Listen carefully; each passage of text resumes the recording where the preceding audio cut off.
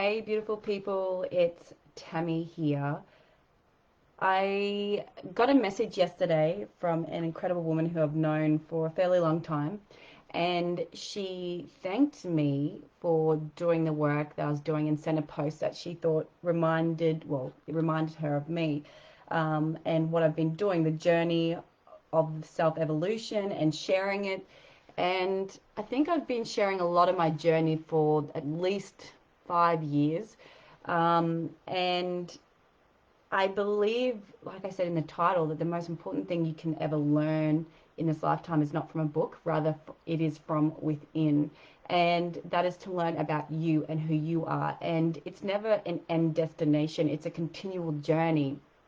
And for most women, like I just got off having a call, an interview with Erica Kramer, who's going to be on January's front cover, and she's incredible, amazing. She's the queen of confidence. She's doing amazing work in the world, and like we've had this chat about this. Like it's about knowing you and learning to love you and showing up in the most incredible way as you in your life. But women in general, like we have these like rules and stipulations, and we put ourselves under such harsh expectations and conditions that we don't have room to grow or evolve. And if anyone ever says anything against it, then we just overreact and we combust because we're trying to project this perfectionism of who we think we should be. And then someone judges that, and you're like, all that work you've done to project this persona is getting rejected, and that can hurt a lot.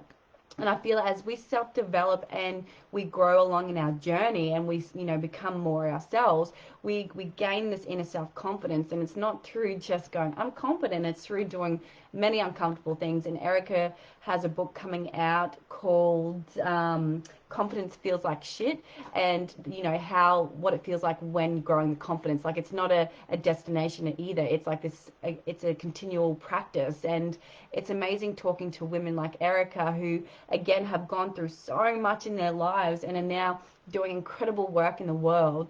And for myself too, like my journey has been so messy. It has been so uncomfortable. It has been hard and lonely and shitty and fun and joyful and magical. But there's been so much there that I've had to completely endure alone. And I want you to know that, like, if you don't know who you are, that's okay. Like, this is an evolution of growth and self development, and it's step by step, and even if it's baby steps. And if you wake up one day and go, I can't, then you can't, but it's a choice, if you know what I mean. Like, you can rest and you can grow and you can evolve and you can nurture yourself and you can hustle and you can force and you can push, because the thing is, this is life is yours. And every time I look at my life, and yes, I'm an overthinker, and sometimes I fuck myself because I overthink myself, like I brain fuck myself. But it's this thing of understanding that this life is like writing a book or painting a piece of art. Every stroke or every letter is our choice to write or to create. And when I looked at my life 5 years ago, it was messy, it was dark, there was no beauty in it whatsoever. And it was a choice I made to say I deserve more than this, and listening to that intuition. And for women, we need to connect into that. Like as a whole collective, we all need to connect into that. But if you don't know who you are right now, again, that's okay.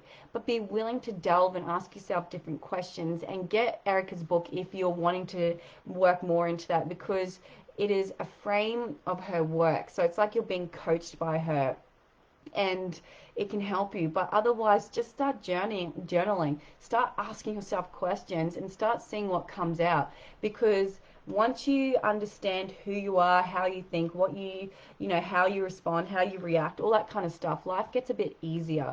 And I also want to share, like right now, life for me is changing, evolving like it never has before. So, as most people have known, we've wanted to move, my husband and my family and I have wanted to move to the Sunshine Coast, but due to COVID and different things, we're now, we haven't been able to. But I have just bought a caravan, and the kids are being homeschooled next year, and I'm transitioning up to the Sunshine Coast. And as we grow our other business, Nathan will start transitioning as well. But this is like the biggest, scariest, holy motherfucker thing I've ever done. And sorry for shit swearing, not really, but you know, if you have kids, mute, or turn it down, put headphones on, always recommend. But moving making this move is huge because I love where I'm at. Like I love my property, I love everything. But what has driven, or I guess guided me this whole time on this journey for the last, 5 to 10 years, has been this inner intuition, has been this inner knowing. And this inner knowing has been screaming at me for like the last 18 months that we need as a family to make this transition up to the Sunshine Coast. I, as myself, need to transition up there. And so, there's so many things that come into that. There's fear, there's what ifs, there's all these different things. Can I? Will I? What will happen?